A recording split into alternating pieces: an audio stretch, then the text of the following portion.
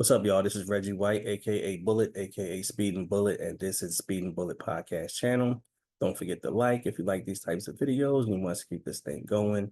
Don't forget to subscribe. Subscribing gives you instant access whenever we drop any new material. Don't forget to comment on these videos. Let me know if you agree or disagree. But most importantly, let your voice be heard. And don't forget to share. If you think that someone else might find value in these conversations, don't forget to share this with your folks. So what I want to talk about today is Kamala Harris. And everyone knows Kamala Harris is the presumptive Democratic nominee for president. And the subject of many different views about her and about her policies and about the policies of the Biden campaign, which is what most people are going to draw their immediate kind of characterization of her as as a leader, whether or not they feel as though the Biden campaign has been a campaign or the Biden administration has been an administration that has worked for the people. So one of the questions that was asked to me, and it was more of like a statement, was like, well, uh, Biden administration, Democrats don't do anything for us, that there's nothing that, there's no reason to vote for an administration or a party that doesn't deliver on anything. So I thought it was time for me to kind of do a quick breakdown of just some of the highlights. And I'm really thinking, well, I'm really talking specifically for people in my community and the Black community, people of color, and these kind of conversations that we have amongst ourselves. And like I said, there's a lot of conversation just about Kamala Harris, the Biden administration not really doing anything for people. And it's always kind of interesting when I hear people say things like that, even if they are supporting Donald Trump or the Republican Party that I do not support. But when people say things like they haven't done anything, or they just haven't done anything right, I tend to not really consider that person like a serious person to have a conversation with. Like, there are things that administrations do well, and there's some things that they do that they aren't very good at. But it's never all or nothing with any administration, with any group, with any person. So when people say that there's nothing on this side, it makes me kind of just wonder, is it just based on how you feel, or maybe these folks are just a little bit misinformed, or just not informed at all, which I think that probably is a part of it. So I figured I could use this opportunity just to kind of run down some of the highlights, some of the actual facts about the job that the Biden-Harris administration has done in the first 3.5 years of being in power, of having a presidency. And I think the first thing we need to just think about is the world that they walked into, that Biden and Harris walked into, a world that was, still battling COVID. So we're talking about 2021, a world that was battling COVID. A lot of things are still shut down. A lot of things were coming back up, but also coming out of, the protests in 2020 of George Floyd. Coming out of that and coming out of COVID, having the job and the responsibility of bringing the country together, which is a difficult job and a lot of responsibility. And just that's just the backdrop that I think we cannot forget, where what we came out of. But so the Biden campaign, they release uh, yearly, they release a just some fact sheets on what they have done, in their time in office, on different agendas and different groups and different um, overall kind of categories that they have focused on. and some of the successes of these, some of the successes of these categories that they focused on. And one is what I have right here, which was released. This is on whitehouse.gov. You can all take a look at this yourself if you want to go through it. But this was released February 6, 2024, and it's the fact sheet. And this is the Biden-Harris administration advances equity and opportunity for Black Americans and communities across the country.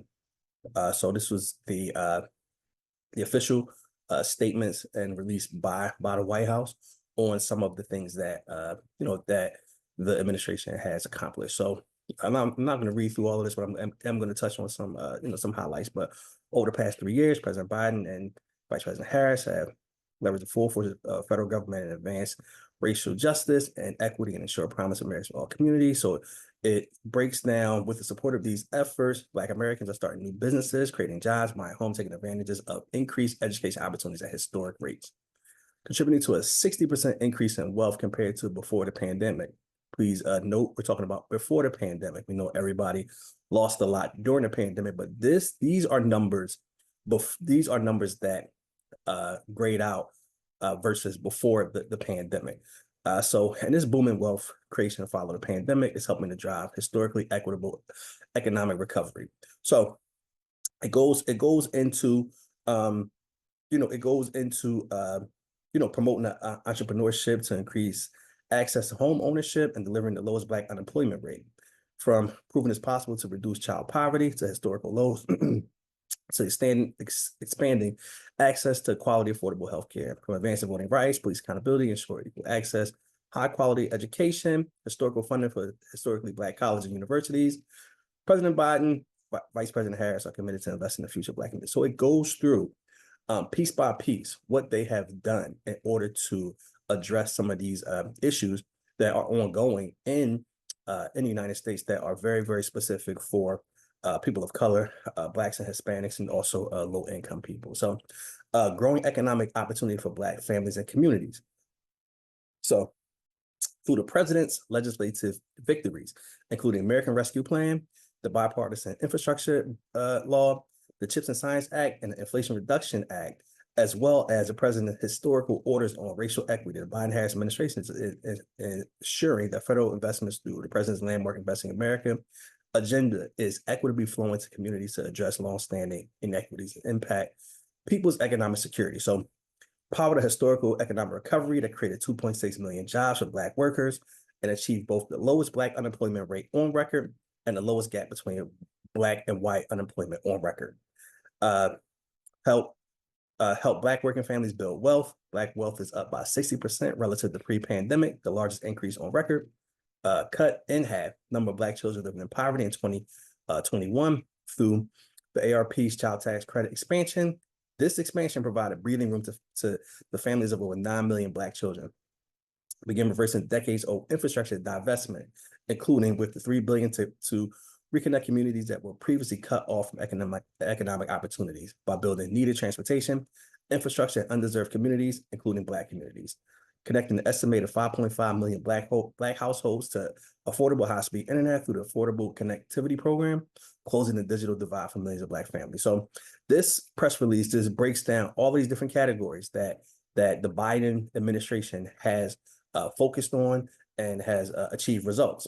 So helping Black-owned businesses grow and thrive. Since the president entered office, a record 16 million new business applications have been filed, and the share of Black households owning a business has more than doubled. Building on this momentum, the Biden-Harris administration has achieved the fastest creation rate of Black-owned businesses in more than 30 years, and more than doubled the share of Black businesses from 2019 to 2022. Improved the Small Business Administration flagship loan guarantee to expand availability of capital to underserved communities. Since 2020, the number of dollar values of SBA-backed loans to Black businesses have more than doubled. Launched a whole of the government effort to expand access to federal contractors for small businesses, awarding a record $69.9 billion to small disadvantages businesses in 2022. Through the Treasury State Small Business Credit Initiative, invested $10 billion to expand access to capital and invest in early stage of businesses in all 50 states, including 2.5 billion in funding and incentive allocations dedicated to support the provisions of capital to underserved businesses, with 1 billion of these funds being awarded to the jurisdictions that are most successful in reaching underserved businesses. So it breaks down how the administration has helped in Black-owned businesses growing and thriving, and it goes through piece by piece. So another part of it is increasing access to housing and rooting out discrimination in the housing market for Black communities. Now, we've known about just the historical issues that Black people have had with housing discrimination, and just fair market value for their prices, access to loans. A lot of these things, people act like it's not happening, but there's proof that there are different ways that Blacks have continued to be discriminated against in the housing market. Most notably, like I said, appraisals and things of that nature that are not, that are not accurate, and that change based on whether or not it is a white family that is seeking an appraisal versus a Black family. So it talks about some of the things that they've done in order to, change some of these historical issues that we've had with housing in Black communities. So set up the first ever national infrastructure to stop evictions, scaling up the ARP funded emergency rental assistance program in over 400 communities across the country, helping 8 million renters and their families stay in their homes. Over 40% of all renters helped are Black, and this support prevented millions of evictions, with the largest efforts seen in majority Black neighborhoods. It published a proposal affirmative action fair housing rule through the Department of Housing and Urban Development, which will help overcome patterns of segregation, hold states, localities, and public housing agencies that receive federal funds accountable.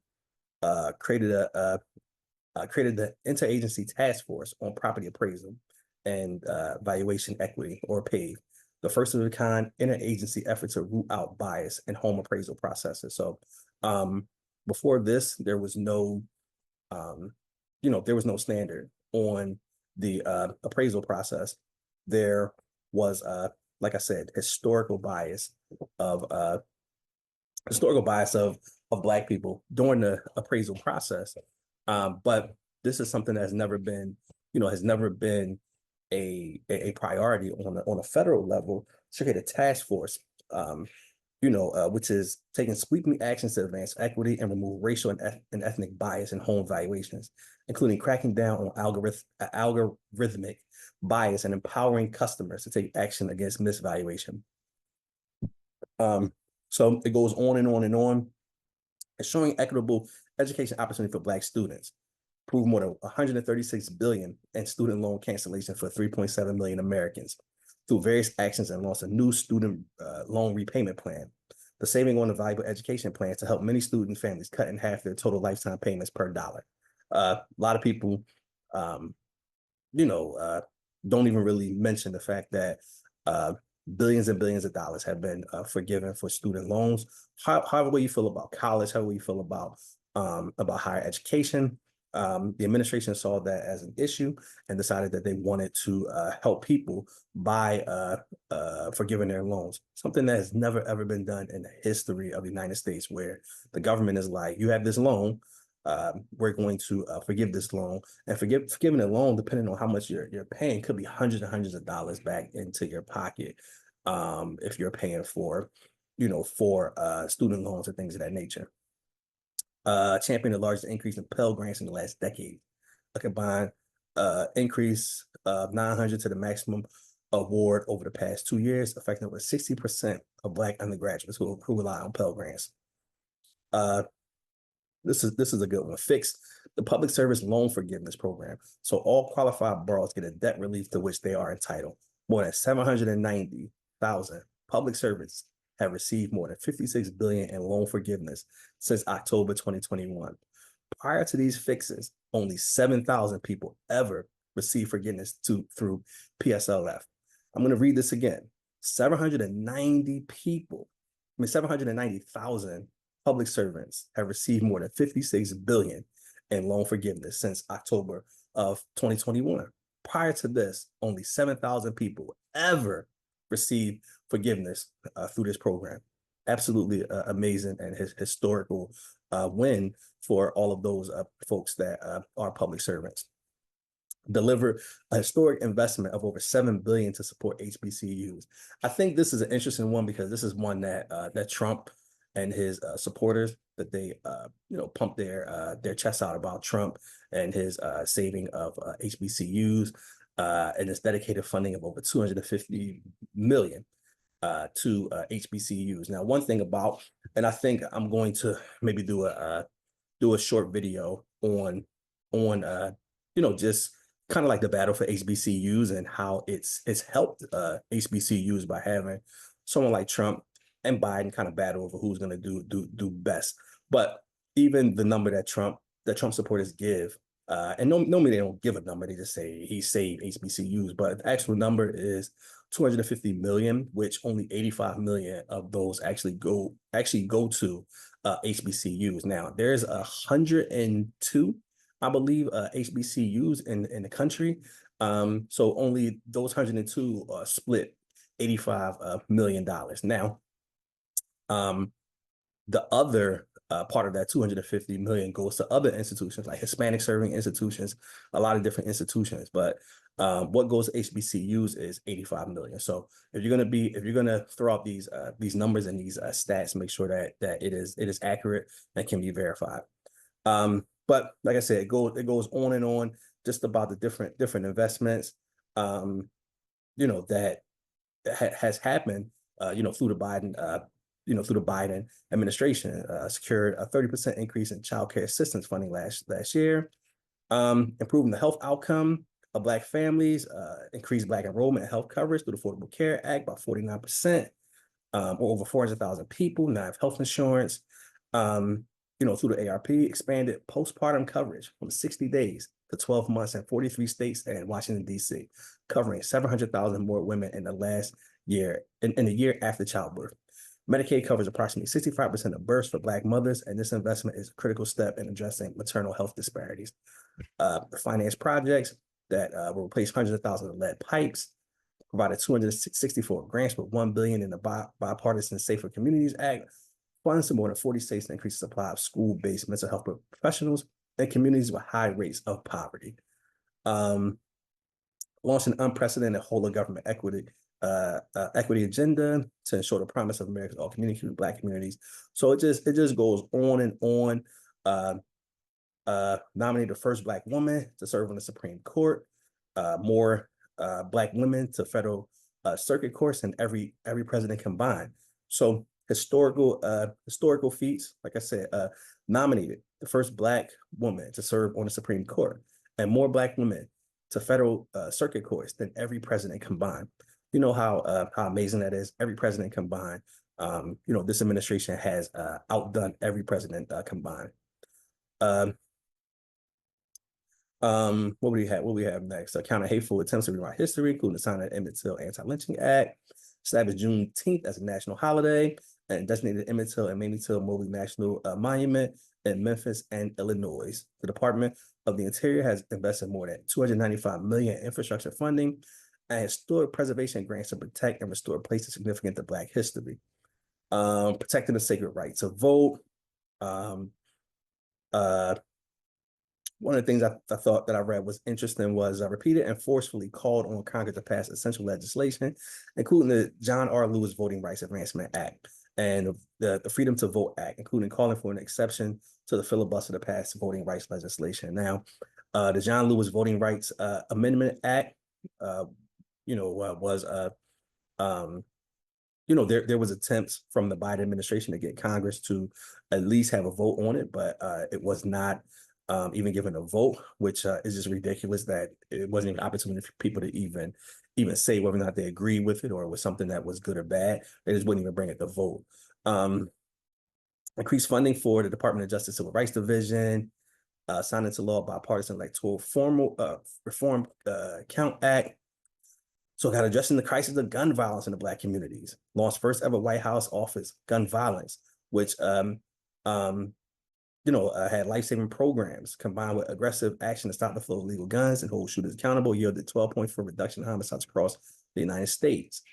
Signed into law, bipartisan Safer Community Acts, secure the first ever dedicated federal funding stream for community violence intervention programs, which have been shown to reduce violence by as much as 60%. Enhance public trust and strengthening public safety for Black communities.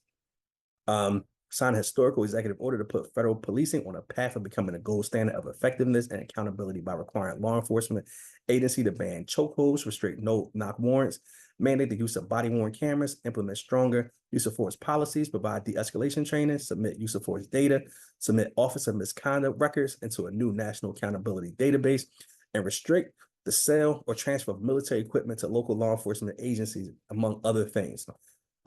You may think that something like this is probably, not very specific to, Black people, but I'm going to say that this is probably something that affects Black people more often than not, is because of Black people's just historical run-ins with law enforcement, and hold these officers accountable is something that former President Trump has no desire to hold police accountable. He said police should be immune. So police should be immune from all prosecution, because policing is a dangerous job, that they make split-second decisions. But the Biden administration does not, believe that police should be immune. That there should be accountability, and there should be a standard of all police in the United States. Taking steps to right the wrong stemming from the nation's failed approach to marijuana. It also, Human Service and Justice exponentially review how marijuana is scheduled under federal law, and in October 2022 issued category pardons of prior federal and DC offenses of simple possession and marijuana, and in December of 2023 pardoned additional offenses of simple possession and use of marijuana under federal and DC law.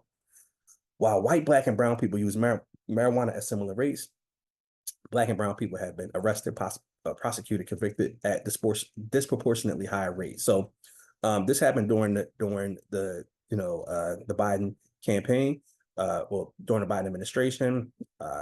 This just new approach to marijuana, something that Trump didn't do. He had an opportunity to, but the Biden administration, use their executive power to to dismiss and pardon all of these simple possessions and use of marijuana charges.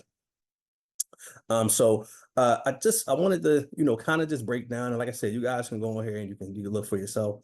Like I said, this was published February 6, 2024. But just to kind of let you guys understand that this is not something that, that was just published, because there's a presidential race and they wanted to, show their wins and things of that nature. If you look back, I mean, here we have, here we have the press release from 2023, and it talks about over the past 2 years, and it breaks down, other agendas that have been carried out, lowering energy costs, home efficiency upgrade, creating economic opportunities, providing relief to farmers, making critical investments in Black families, supporting child care providers and reducing child care costs for Black families. So this, so once again, you guys can check this out, but this is another fact sheet. This one is from 2023, and it breaks down a lot of the agendas, launching an initiative to cut junk fees, lowering prescription drug costs, protecting Black maternal health. It breaks all of these things down, protecting public health, hosting the White House Conference on Hunger, Nutrition, and Health. So like I said, you guys can go and look this stuff up for yourself. Like I said, it's official press release from the White House. Here's the one from 2022. And it just, from the first day of office, and it just keeps going and going and going. So this is something that, I think that voters and people who have interest and opinions need to just be informed. Don't just rely on what you hear on the news, or what you see online, or what you even see these politicians say, whether good or bad. It's just important to be able to kind of go through it, figure out exactly what's going on, figure out exactly whether or not these claims are correct, whether or not these claims are accurate, and then you make your assessment from that perspective.